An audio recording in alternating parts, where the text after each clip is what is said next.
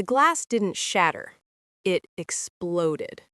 1 second, Fiona Bello was standing at the wet bar pouring water she hadn't asked for, fingernails tapping the crystal out of habit, cataloging exits the way she always did in unfamiliar rooms. The next second, the floor-to-ceiling window behind her detonated inward and the whole penthouse became noise. Screaming wind, men shouting in Korean, a sound like meat hitting marble. She dropped. Muscle memory. Not fear. Training. Her cheek hit the floor. Cold. Smooth. She pressed flat and crawled left, away from the window line, toward the kitchen island, the marble counter, anything solid. A second shot punched through the wall 6 inches from her head. Plaster dust kissed her jaw. 17 floors up. Sniper. 2 angles, maybe 3. She didn't scream. She counted. The man went down 3 meters to her right. She saw his shoes first, black Oxfords, handmade, the kind that cost more than her monthly salary, and then his legs folding wrong, and then the full collapse, graceless and heavy, the way only unconscious bodies fall. He hit the marble and didn't move. Fiona looked at the exits, looked at the man. Don't. She went to him anyway. His name was Kang Daejun. She knew that before she ever walked into this building.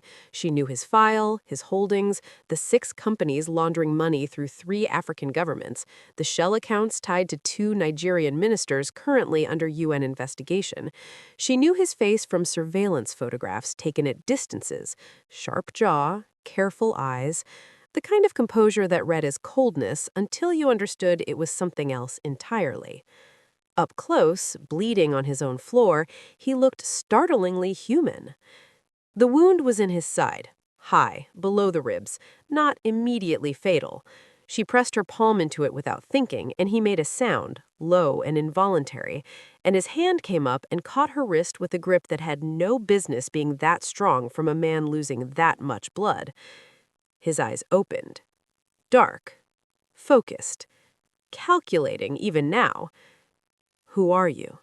His Korean was quiet under the noise. Fiona answered in Korean without hesitating. Someone keeping pressure on your wound. Don't move. A beat. Another shot hit somewhere above them. One of his men shouted, "Position confirmed, East Tower," and boots thundered toward the stairwell. Daejun hadn't looked away from her face. You're not one of mine. No. Then why? Don't talk. He almost smiled. She felt it more than she saw it, something shifting in his expression, recalibrating. He let go of her wrist. She kept her hands where they were. The shooting stopped 11 minutes later. Fiona knew because she counted those, too. When the silence came, it arrived completely, the way silence always does after violence. Not gradual, but sudden, like a door closing. One of Daejun's men appeared at the kitchen entrance, weapon up, and froze when he saw her. She didn't move, kept her hands visible, pressure still applied, blood already seeping through her fingers and staining the cuffs of a jacket she'd bought for this assignment, because it looked like something a diplomat's assistant would wear. "Imi opso," Daejun said to his man. "She's fine." The man didn't look like he agreed, but he lowered the gun. 2 others appeared and moved toward Daejun. Fiona sat back and let them, peeled her hands away from his wound and looked at her palms, red and warm, and felt something she hadn't expected to feel, relief that he was still breathing. She filed that feeling away somewhere she could examine it later. This was not the moment. "Help her up." She heard Daejun say it before she registered that she was still on the floor. A hand extended. She ignored it and stood on her own. He was watching her from where his men had propped him against the island, jacket open, white dress shirt destroyed, face perfectly composed despite all of it. There was something almost unreasonable about how contained he was. Most men in that position were in shock. He looked like he was thinking. "You speak Korean," among other things. "You knew to apply pressure. You know not to pack a wound." "I took a first aid course." "You counted the shots." His eyes didn't move from hers. "I watched you count them." Fiona said nothing. "You're from the embassy," he said. It wasn't a question. "The Nigerian Cultural Attaché Office. You've been attending the same circuit of events as my people for 3 weeks." A pause. "I noticed you at the Lotte dinner." He'd noticed her. That was not supposed to happen. She kept her face neutral. "I was there representing—" "I know who you are representing." His voice stayed even, quiet. "What I want to know is what you were doing." A beat stretched between them, long, taut, full of the particular danger that comes not from violence, but from being seen. Then one of his men said something in low, rapid Korean, "Medical team 2 minutes out," and the moment broke. Daejun looked at his man, then back at her. "Let her go," he said.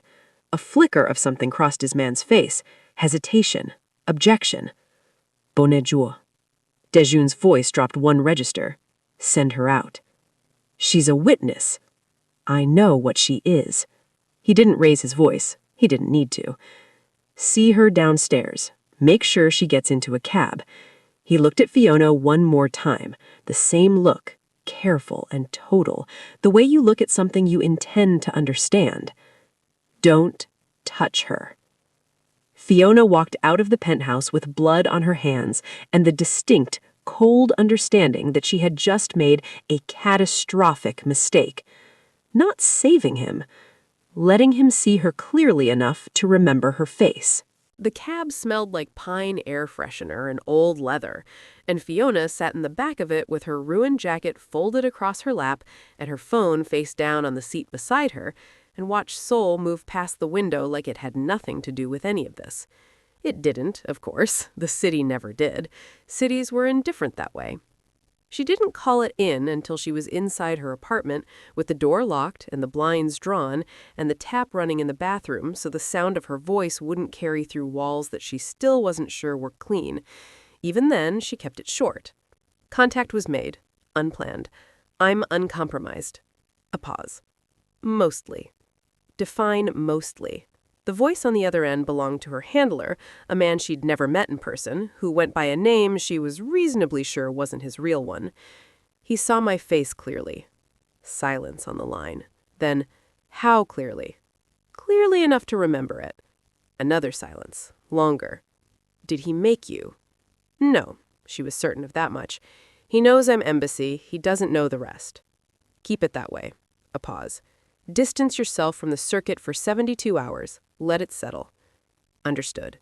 She hung up, turned off the tap, stood in her back room looking at her reflection, mascara slightly smudged, jaw still carrying a faint line of plaster dust she'd missed, expression exactly as composed as she needed it to be. Then she washed her hands.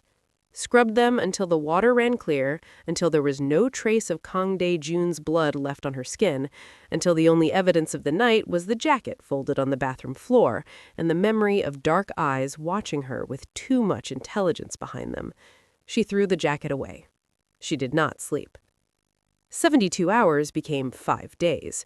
Fiona went back to work. Reports, translations, a ministerial briefing on trade corridor developments she could have delivered in her sleep. She attended 2 embassy functions and smiled at the right people and deflected questions about the Gangnam penthouse shooting the way everyone was deflecting them, carefully, with just enough concern to seem normal, not enough to seem involved. She was good at this. She had always been good at this. The black SUV appeared on day 3. She spotted it the way she spotted everything, sideways, peripherally, while she was apparently reading something on her phone. Parked across from the embassy entrance, engine off, dark glass, no plates she could read from this distance, but the stance of it was wrong. Too still, too patient. The particular stillness of a vehicle that is waiting rather than parked. It was gone when she came out 40 minutes later. It was back the next morning. She changed her route home that evening, added 2 extra stops, a detour through Insadong that made no practical sense, a 10-minute pause at a convenience store where she bought nothing and watched the street through the glass. No SUV, but a man she'd seen yesterday outside the embassy now stood at the corner reading a newspaper in the specific way that people who aren't actually reading newspapers read them. 2 assets minimum, rotating. She bought a bottle of water and walked home the direct route and acted like she'd noticed nothing. Inside her apartment, she sat at her desk and opened her laptop and pulled up the surveillance files she'd been building for 11 weeks, the shell company structures, the transfer chains, the names threaded through the network like wire, and she stared at the name sitting at the center of it all. Kang Daejun. Not a villain. That was the thing that made it complicated. The intelligence picture was never that clean. He moved money. That much was documented. But for whom, and toward what, and at whose direction, those questions had no clean answers yet.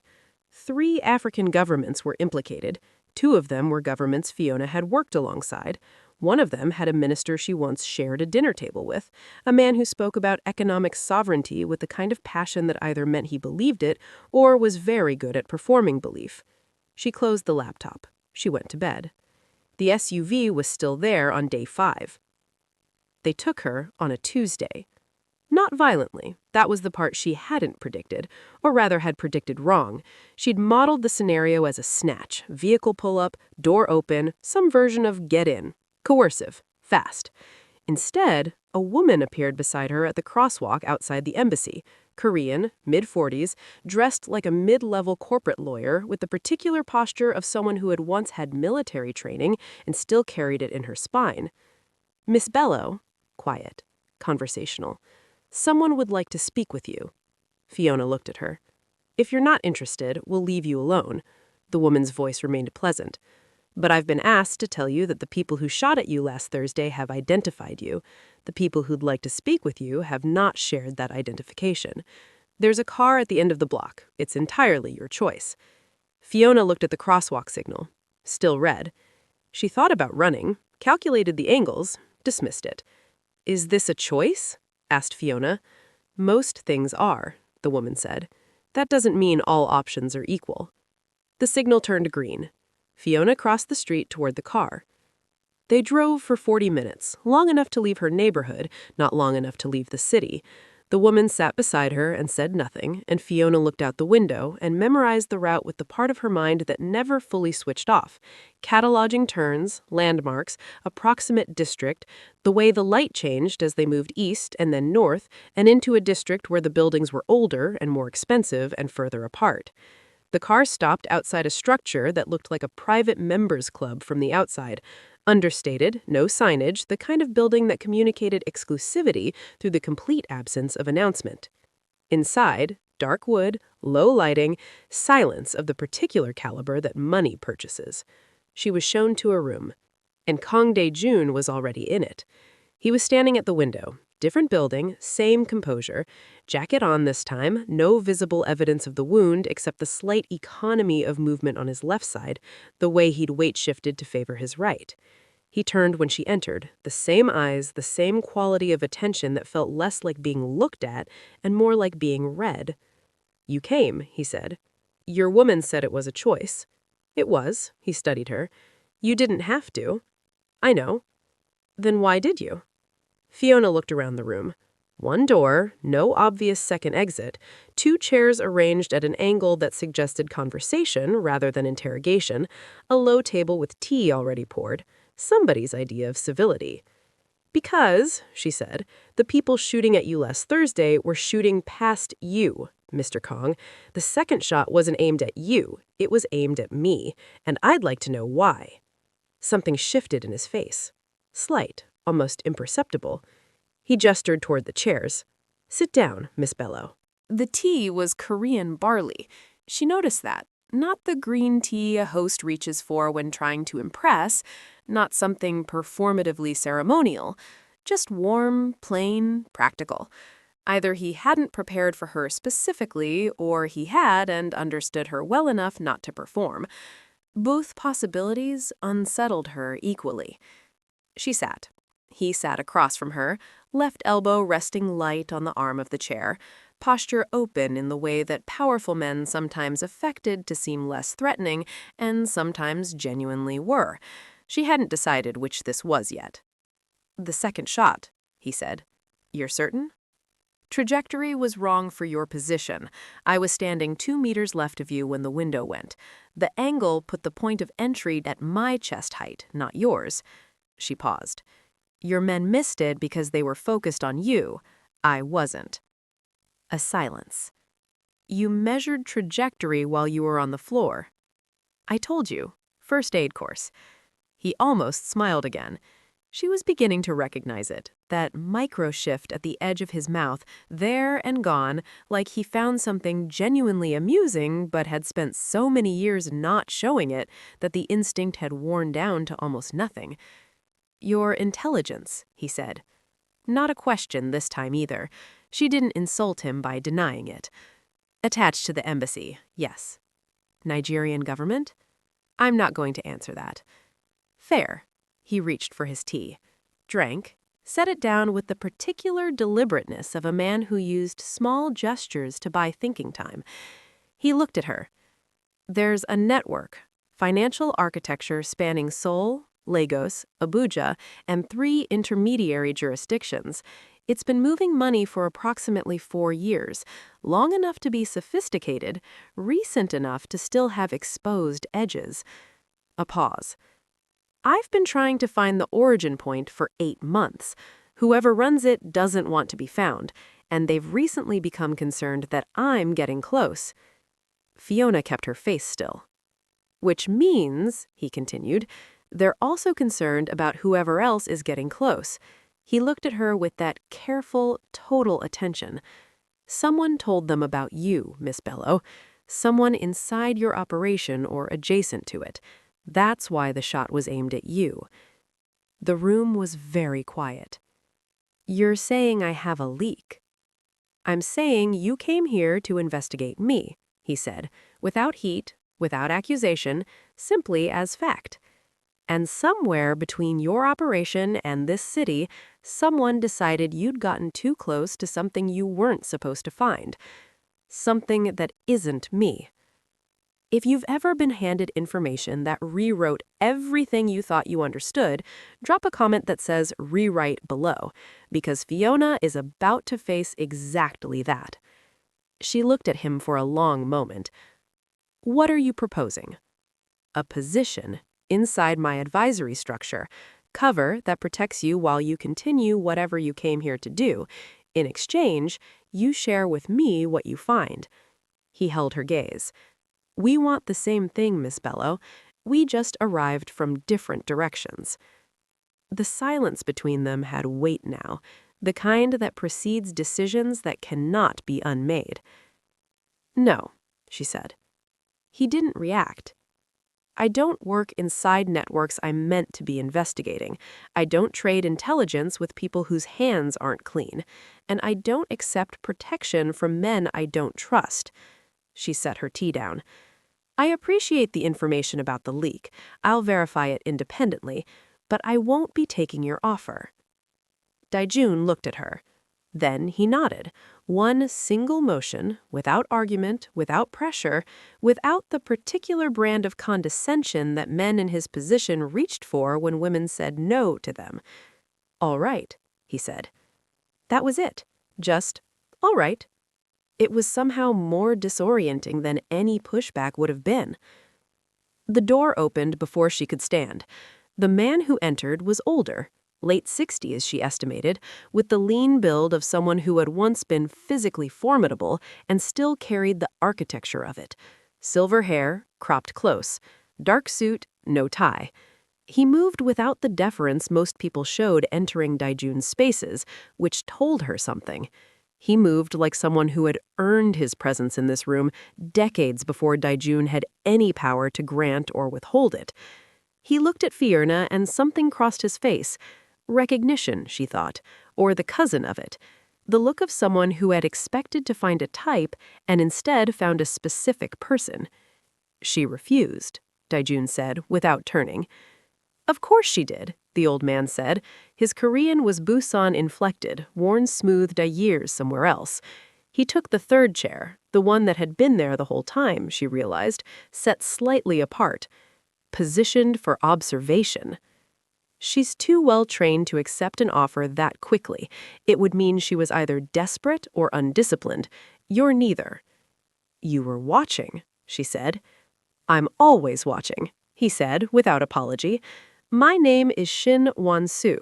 I spent 22 years in Korean national intelligence. The last 6 of those I spent tracking the same financial architecture you're currently investigating. I retired before I could finish. Why? Because the network bought 3 of the people above me.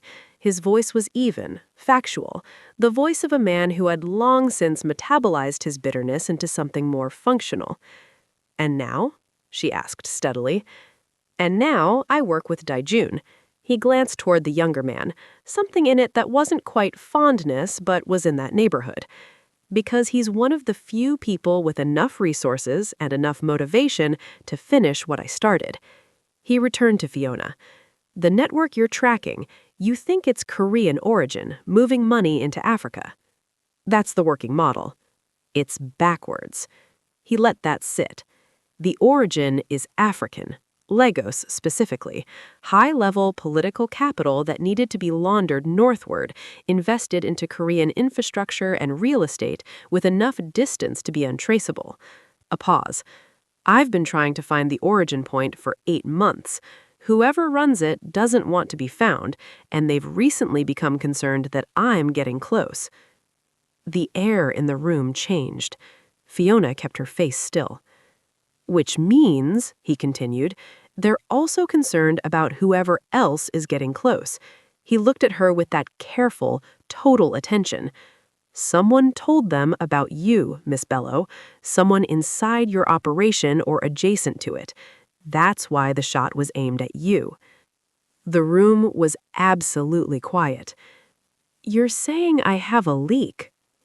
I'm saying you came here to investigate me, he said, without heat, without accusation, simply as fact. And somewhere between your operation and this city, someone decided you'd gotten too close to something you weren't supposed to find. Something that isn't me. How long do I have? She asked. Before they activate the leverage? Shin considered. Weeks? Maybe less. Fiona sat very still for a moment. Then, what exactly would working with you look like? She didn't move into his building. That was the first condition she set, and Daejun accepted it without negotiation, which told her either he respected the boundary or he'd already anticipated it and had other arrangements. She suspected both. She kept her apartment, kept her embassy schedule, kept the surface of her life exactly as it had been because the network was watching, and routine was the only armor that didn't show. What changed were the evenings. At 7:15, 3 nights a week, a car came. She got in. It took her to a different location each time, a floor of a Mapo-gu office building, a private dining room in Yongsan, once a riverside space that smelled like river water and old money. And for 2 to 3 hours, she sat across from Shin Won-soo and compared intelligence the way surgeons compare notes, precisely, without ego, every piece turned over and examined from multiple angles before being placed into the picture they were building together. Daejun was present sometimes. Not always. When he was, he didn't run the sessions. He sat to the side, jacket on, coffee in hand, occasionally asking a single question that reoriented the entire conversation. He had that quality, she noticed, of knowing exactly when to speak and exactly how little to say. It was a kind of discipline she recognized because she practiced a version of it herself, and recognizing it in someone else felt unexpectedly like looking into something reflective. She didn't like how much she noticed about him. She noticed anyway. The 3rd week they worked late, past midnight, the kind of late that arrives without announcement when the material is pulling you forward faster than exhaustion can pull back. Shin had gone home an hour earlier. She and Daejun were alone in the Mapo-gu office with documents spread across a long table and the city doing its nighttime thing 14 floors below. She was tracing a transfer chain, Lagos to a Mauritius holding company, to a Seoul real estate fund, when he set a coffee down beside her without being asked. She looked at it, then at him. You take it black. You've been drinking it black for 3 weeks. You've been paying attention. I pay attention to everything. He sat at the edge of the table, close enough to see the documents she was working from. You've found something. It wasn't a question. He read her the way he read rooms, fast and without apparent effort. The Mauritius company has a secondary beneficiary structure. She turned the page toward him. hidden inside the compliance filings.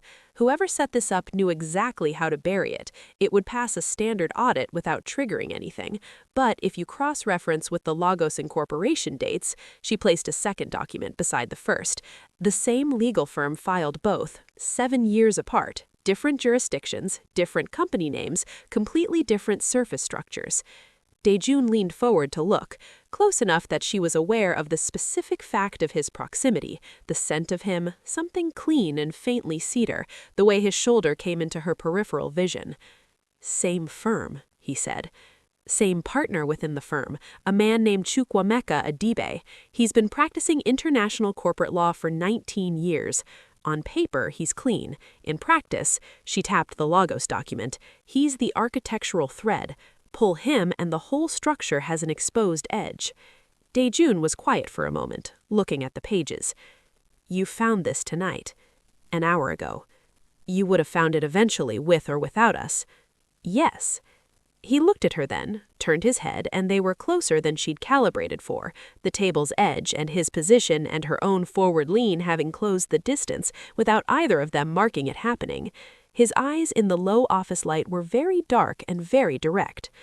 "Then what are you still doing here?" he asked, not unkindly, genuinely. She held his gaze. "The same thing you are, apparently." A silence settled between them, not uncomfortable, which was itself a problem. The comfortable silences were the dangerous ones, the ones that meant something was being established that she hadn't signed up for. She picked up the coffee he brought her and turned back to the documents. He stayed where he was for a moment longer than necessary. Then he moved to his own side of the table and didn't mention it again.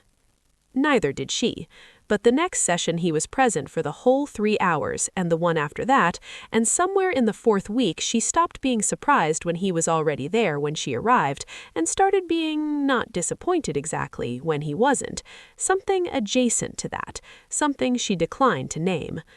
Shin noticed.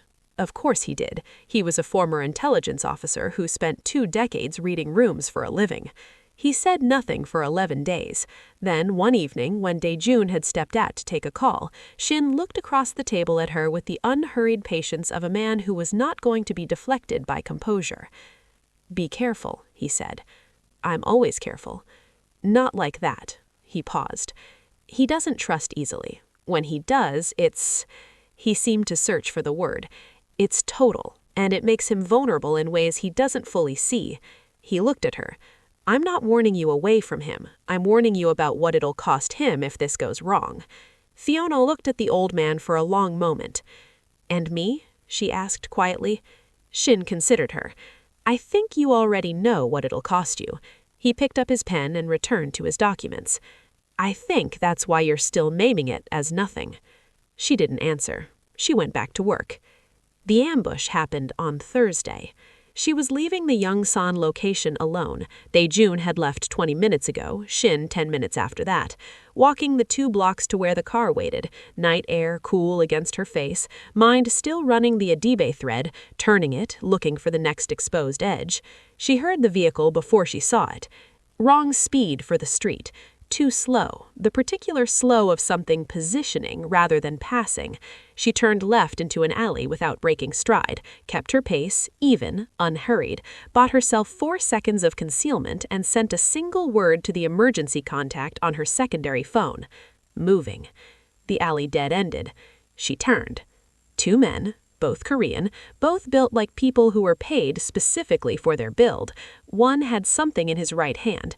Not a gun, she registered, a phone, which meant they wanted her alive, which was either better or significantly worse depending on what alive was for. "Miss Bello," the nearest one said. His Korean was flat, regional accent she couldn't immediately place. "Come with us, please." "Who sent you?" "Come with us." She looked at the phone in his hand, at his stance, at the positioning of the second man.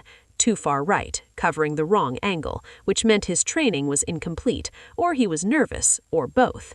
She chose the gap between them. She was fast, faster than most people expected her to be, which was an advantage she spent years to cultivate and never wasted, and she went low and hard through the gap, and the second man grabbed for her and got her arm, and she broke the grip with a rotation she'd drilled 10,000 times, and she was almost clear. The third man she hadn't seen. He came from the mouth of the alley. She'd miscounted, which didn't happen, and he was bigger than both of the others, and he had her before she could recalibrate. She fought, clinically, without panic, buying seconds.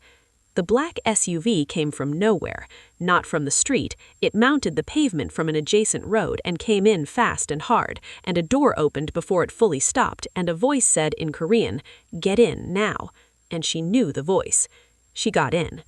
Daejun pulled her inside before the door closed and the SUV was already moving, and she was breathing harder than she wanted to be, her shoulder aching from where the third man had grabbed her, and he had both hands on her face, not gentle, not rough, urgent, turning it, checking her, the way you check something you're terrified of having lost. "You're bleeding," he said. "It's minor." "Your head." "It's minor." She pulled back from his hands, needed the distance. "How did you know?" "Your emergency contact routes to Shin. Shin called me." His jaw was tight. The composure was still there, but thinner now, worn down by something. "I was 6 minutes away. I drove in 4. She looked at him. He was still looking at her face, not the way he read documents, not the calculating attention she'd cataloged and filed and kept at arm's length. Something rawer than that, something that had no professional category. Daejun, his name in her mouth, first time without the honorific. She saw him register it. The men in that alley, they weren't from the network. She stilled. Their positioning was wrong. Their method was wrong. Network assets would have used a vehicle from the start. They wouldn't risk a street grab. She held his eyes. Someone else sent them. Someone who knows I'm working with you now and doesn't want me to keep doing it. The SUV moved through the night, indifferent and bright. "Someone inside my structure," he said, quiet, flat. "Or close enough to know my movements." She paused. "Daejun, the leak isn't just in my operation." He looked out the window. The city scrolled past, indifferent and bright. "No," he said finally. "It isn't." They didn't go back to any of the usual locations. The SUV took them to a place she hadn't been, a private residence, not a compound, not a corporate space, something that felt genuinely inhabited. Books on actual shelves, a kitchen that smelled faintly of food cooked recently, art on the walls that nobody had selected for impression. She understood without being told that this was somewhere he actually lived. He didn't explain it, just showed her to a chair in a room with low lighting and disappeared briefly and returned with a first aid kit and sat across from her and opened it with the matter-of-fact efficiency of a man who had patched wounds before, his own probably, and others. "I can do that myself," she said. "I know." He tore open an antiseptic wipe. "Give me your hand." She did. She wasn't sure why.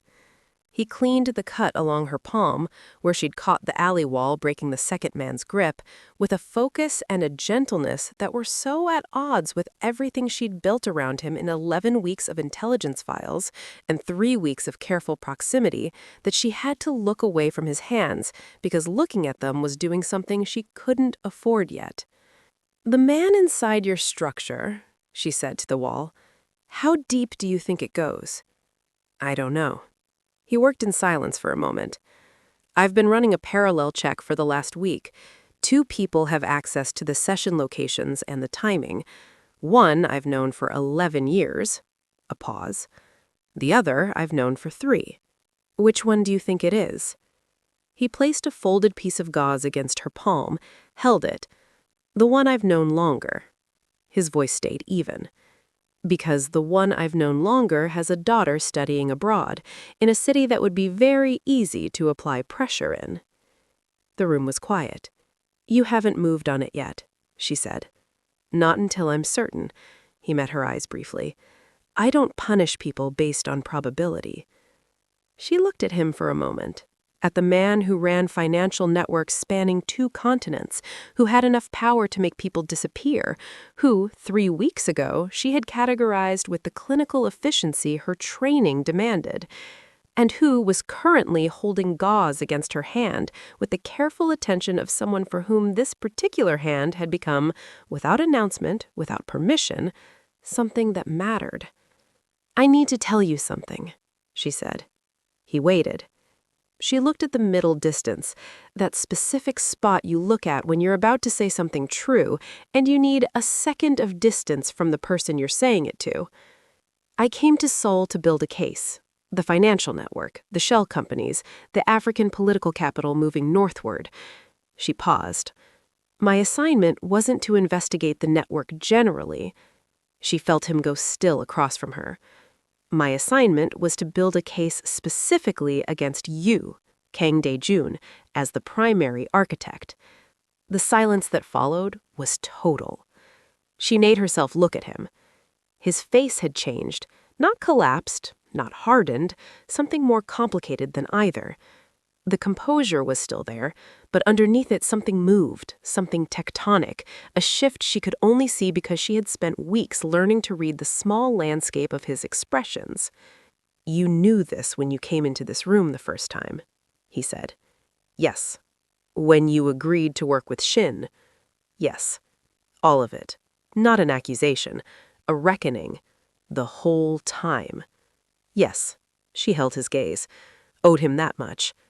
"I was building toward a point where I had enough to make a case, and then Shin showed me the actual architecture and I understood the picture was wrong, that you weren't the origin." A beat. "But I kept working with you knowing what my original mandate was, and I didn't tell you, and you had a right to know." He looked at her for a moment. She didn't fill the silence. It wasn't hers to fill. Outside the window, the city hummed its low nighttime hum. Somewhere below, a car passed, headlights briefly crossing the ceiling, and then it was gone. "And now?" he asked. 2 words. Quiet. Not angry, or not only angry, something more searching than anger, more open, a question that was also an answer held in suspension, waiting to see what she would do with it. She breathed. "Now, I think the man my government sent me to build a case against is the same man who drove 4 minutes in 6 to get to an alley where 3 people had me cornered." She paused. "And I think the actual architects of this network are inside systems I have access to, which means I can find them." Another pause. "And I think I don't want to do that alone." He was very still. "What are you asking me?" he asked. "I'm asking if you still want to work together." She met his eyes fully, nothing held back. "Knowing what I just told you, knowing what I came here to do. If you've ever had to choose between the mission and the person, between what you were sent to do and what you know is right, comment the cost below, because this is that moment." The silence stretched. Then Daejun set the first aid kit aside, leaned back, looked at her with that total, careful attention that she'd spent 3 weeks cataloging, and filed in a folder she kept trying to close. "You saved my life in that penthouse. You didn't have to," he said. "I know. And then you told me the truth when you didn't have to do that either." He held his gaze. "Most people in your position wouldn't have. Most people in my position aren't in your house at midnight." Something crossed his face then, not quite the almost smile she'd cataloged, something fuller than that, something that arrived and stayed. "No," he said, "they aren't." He stood, moved to the window, stood with his back to her for a moment, that particular posture of someone making a decision in the last few seconds before it becomes irreversible. "Adibe, the legal thread you found, you have enough to compel a deposition through embassy channels?" She thought through it. "If I can connect the secondary beneficiary structure to the Lagos Incorporation, yes, it would take 2 weeks to build the paperwork correctly. I have a contact in the Mauritius Financial Intelligence Unit who owes me a conversation. I'll have the connection you need in 4 days." "And the leak in your structure?" "I'll handle that." His voice was quiet, final, the voice of a man who meant what he said precisely as much as he said it. "It won't happen again." She looked at him, this man who was not what her file said he was, not what she'd built around him, not a villain and not a hero either, but something more difficult and more real than either category could hold. "And after?" she asked. "When the case is built, when the actual architects are exposed." She paused. What happens to you? He considered the question with the honesty it deserved. I've moved money, that's true. Not always for clean purposes, not always for people I'd choose again. He didn't look away. I'm not innocent. I'm not going to tell you I am. I know. But I've also spent 8 months trying to dismantle the specific network that's been using Korean infrastructure to launder African political corruption at a scale that's destabilizing 2 governments. A beat. I'd like to finish that. And after that? A silence, smaller this time. I don't know. I've never planned past the work. Maybe that's something worth figuring out. She stood. They were closer than she'd meant to be, or he'd crossed some of the distance while she wasn't tracking it, or both of them had moved without marking it, the way they had that night at the Mapo-gu table. The room felt different at this distance. The city outside felt further away. I'm going to need 3 days to inform my handler that the case direction has changed. There'll be pressure. They won't want to let the original target go. Will they pull you? I'll push back, she held his gaze, and they'll be resilient. And if they insist? She looked at him for a moment, at this man who was not what she came here for and was, somehow, exactly what she found anyway, at the wound she'd pressed her hands into, the tea she'd drunk without asking for it, the coffee she'd learned she took black, at the 4 minutes it took to drive in 6. Then I'll push back harder, she said. Her jaw moved, that small, controlled tell. His eyes stayed on hers. Fiona, he said. Her name in his mouth was different from how anyone else said it. She wasn't sure when that had happened. Don't make promises you can't keep, she quieted, and I won't either. I wasn't going to make a promise. He held his gaze. I was going to say, thank you. The room was completely still. She picked up her bag from the chair, moved toward the door, stopped with her hand on the frame and looked back at him, standing in the low light of his actual home, in the city they'd both arrived in carrying separate agendas that had somewhere along the way become the same one. 4 days, she said, for the Mauritius documentation. 4 days, he confirmed. Don't be late. He looked at her, and this time the almost smile arrived fully, completely, the real version of it, unheld. It changed his face, made him look younger and more dangerous and more human than any file could have prepared her for. I drove in 4 minutes, he said. I'm never late. She left. Outside, the Seoul night was cool and wide and full of the particular electricity of a city that never fully sleeps. Her car was already there. He'd arranged it, of course. She hadn't asked. And she got in and sat back and felt the city moving around her. Her phone showed one message from Shin. He's not easy, but he's worth it. Be careful with both of those things. She looked at it for a moment. Then she looked out the window at the lights of a city that had started as an assignment and become something she couldn't yet name. Somewhere in it, a man with careful eyes and 4 minutes of reckless driving was standing at a window in a room full of books. And somewhere further, in Lagos, in Abuja, in the clean offices of people who believed they were untouchable, the architects of something built on other people's suffering were about to discover that the 2 people they'd tried hardest to stop had decided to stop being careful. The war, as promised, was just beginning. Subscribe, because part 2 is where the walls come down, and not everyone makes it out.